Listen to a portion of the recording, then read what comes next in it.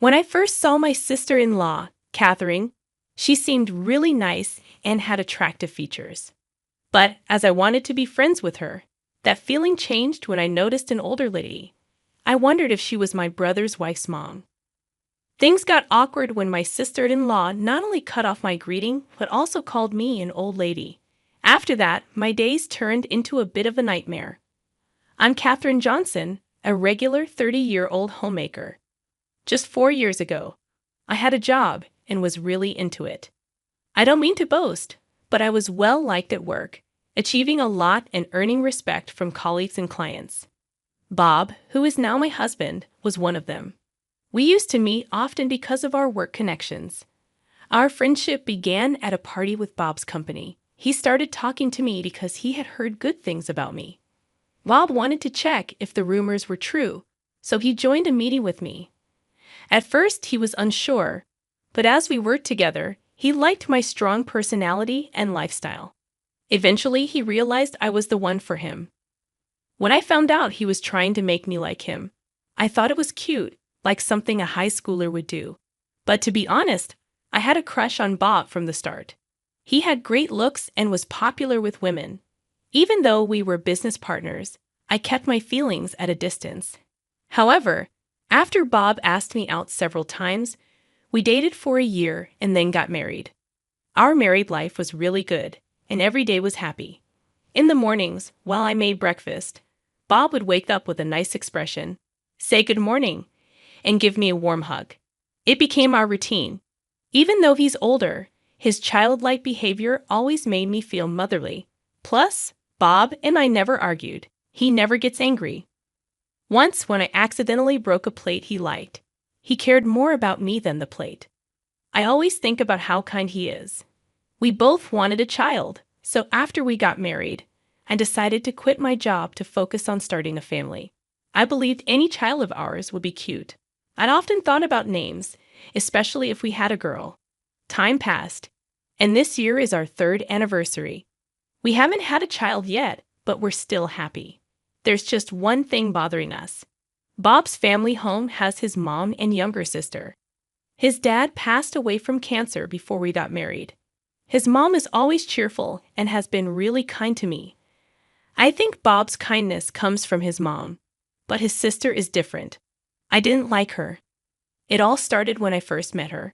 Before we got married, I thought she was charming, like Bob. I wanted to be friends, but that feeling disappeared quickly. I said, "Nice to meet you. I'm Catherine." She interrupted and asked if I was my brother's wife's mom. She not only cut off my greeting, but also made things awkward by calling me an old lady. When Bob tried to introduce me, she fainted in surprise and asked my age. I said 27. She didn't believe it and thought it was funny, thinking I was 50. "You look really old." That was rude. I started to doubt if this girl was really Bob's sister. She stared at me from top to bottom, judging me. I just stayed quiet until she frowned. I wasn't sure if she didn't like my face or my attitude.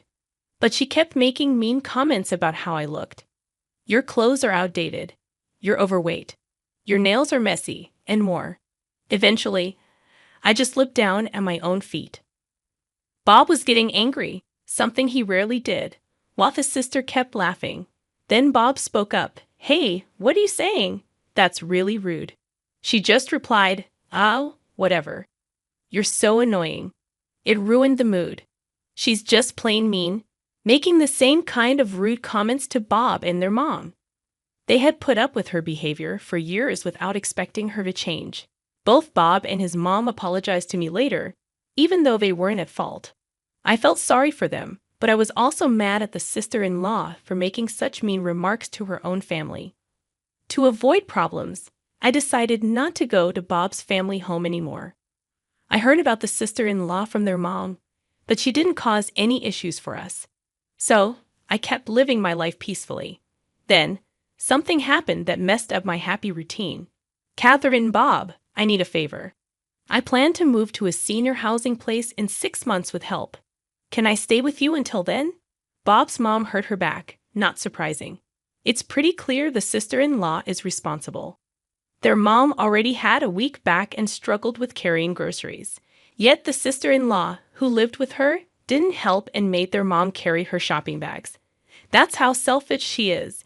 It's not surprising that their mom's health got worse. I don't get why the mom doesn't just kick her out.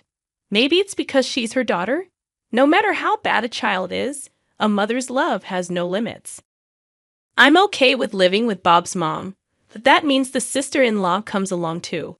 It was the last thing I wanted, but I was worried about the mom's health, so I had to agree to the sister-in-law moving in. As I expected, living together was terrible from morning to night. The sister-in-law only said mean things, especially to me. When I cooked, she'd say, "This tastes awful. How can you make such bad food? You're strangely talented," and then throw the food away. Even when I folded her clothes, she'd find something to complain about. Sometimes she'd say, "You need to iron this properly."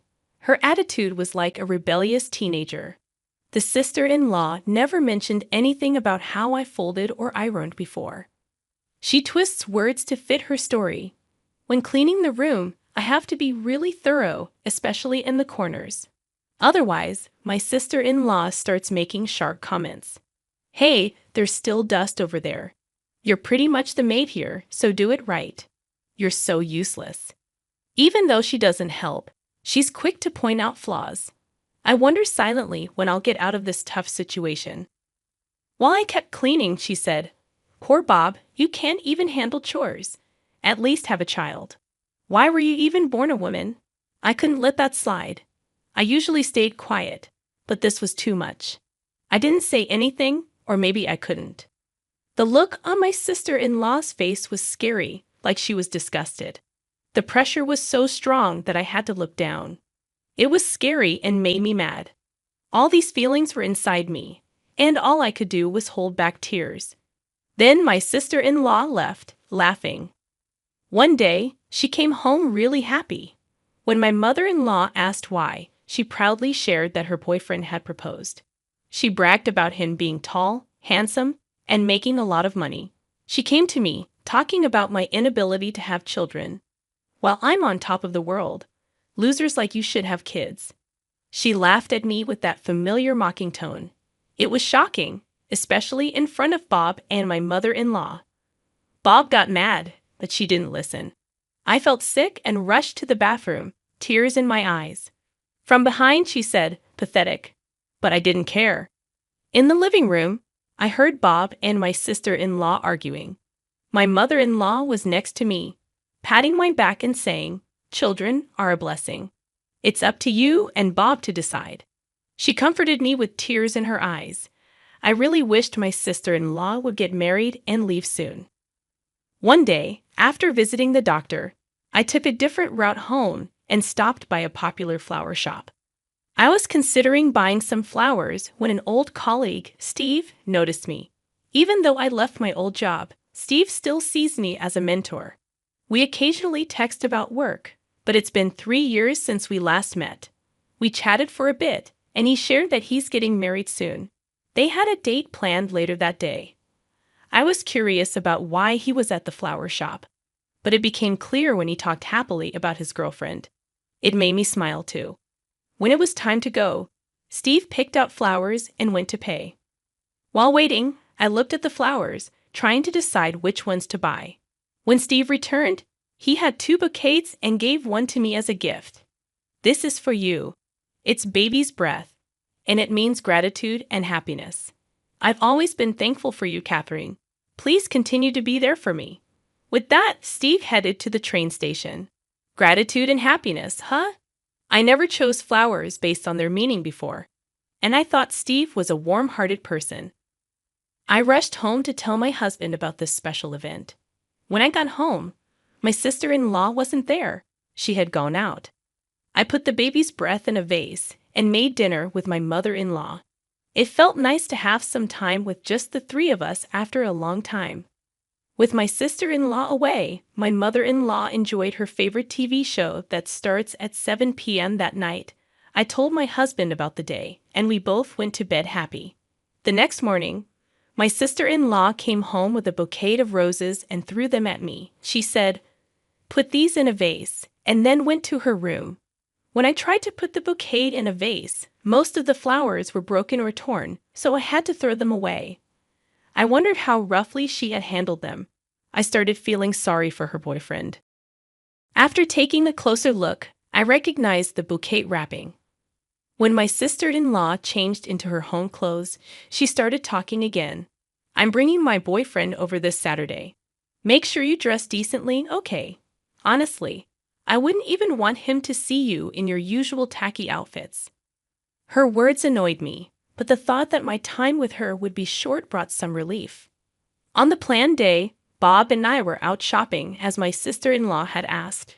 My mother-in-law texted to say that my sister-in-law's fiancé had arrived while we were away. She probably didn't want me to meet him. When we returned, the living room was busy. When I went to greet them, my sister-in-law gave me a nasty look. I'd accidentally made eye contact with the fiancé. After a brief look, my sister-in-law, seeming to dislike it, said, "Don't just stand there. The tea's gotten cold. Go get a fresh one." Her fiancé tried to help, but she stopped him. My mother-in-law liked the pretty roses and baby's breath in the vase. My sister-in-law made a mean comment, saying, "Why are your flowers and the ones I got from my boyfriend in the same vase? It's terrible. Separate them or throw them out. Your flowers are dull and not cute at all." She took the baby's breath from the vase and dropped it on the floor. While I served the fresh tea and put the baby's breath in another vase, my sister-in-law kept making mean comments.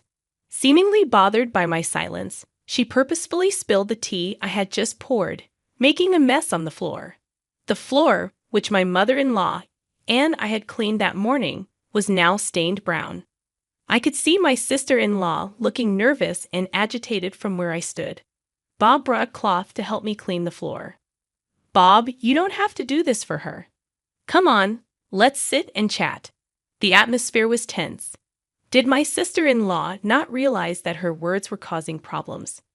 Her fiancé, who was watching everything, tried to defend me with his words. But of course, my sister-in-law wasn't happy about it. "Why are you defending her?" "You should only be looking at me," she said. "Things were getting worse.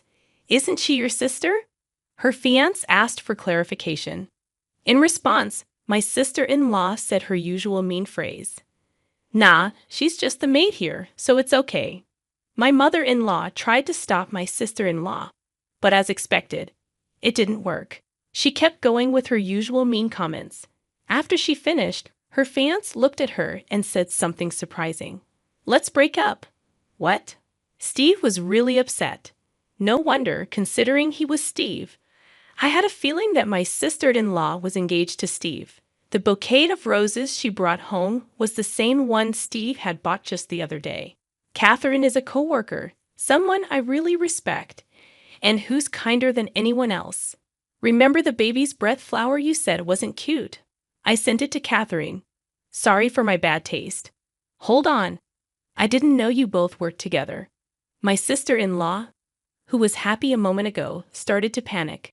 "Just because you didn't know, you think you can make fun of him. I'd always heard about you being mean, but Catherine isn't like that." Steve looked stern. My mother-in-law looked down, and my husband stood next to me, glaring at my sister-in-law. Everyone in the room was disappointed in her. Seeing this, my sister-in-law looked at me, hoping for support. "Is this a joke? Please tell me it is." She pulled my collar so hard it stretched my shirt. I firmly shook off her hand. "I've put up with your mean comments for so long. After everything you've done, don't come to me for help now."